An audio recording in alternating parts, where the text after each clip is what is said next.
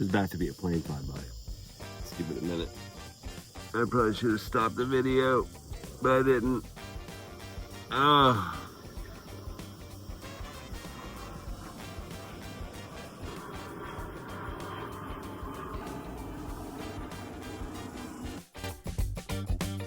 You ever rub your eyes so hard that you can't see for a second? Wow. Anyway, so I think I'm about to do what I've been wanting to do for a while. And you're like, which project is that, Michael? There's been so many. This one is a total rear seat delete.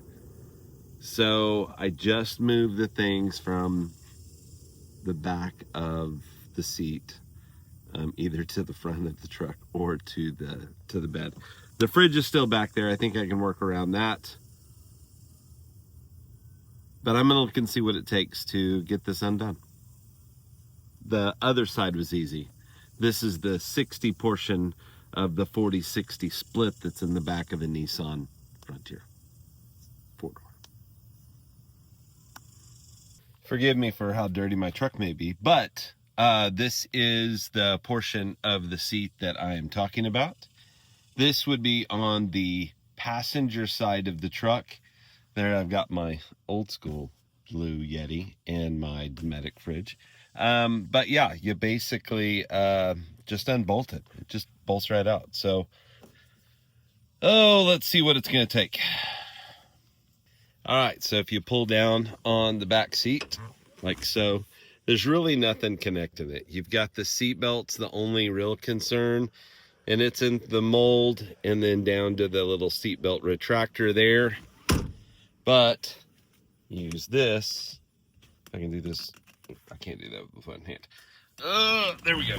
All right. So then that goes up and that stays up. So that's pretty cool. I mean, you do get this when you put the seat up, but you're losing all of that space here. So it's not very wide. Anyway, it's only a few bolts. And then there's where the seat belt bolt is. And then another bolt there. And then this thing will come just right out. I'm doing this in the morning so that it's not hot. It's my day off, but it's already getting hot. It's probably about 9:30. Yeah, just got the seat out. It was pretty simple. So there's the seat, and then we swing around here. Here is this portion without the seat. Now, I'll probably end up wanting to take this out because I want to take the straps out.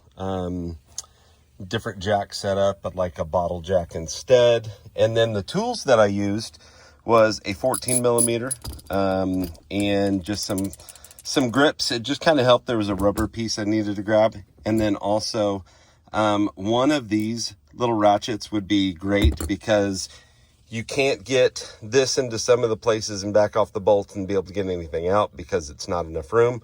So you do need a wrench. So a racketing wrench really works nicely in this situation. So yeah, stay tuned and I'll show you kind of what's going to happen. I may even move the fridge. More options. We'll see.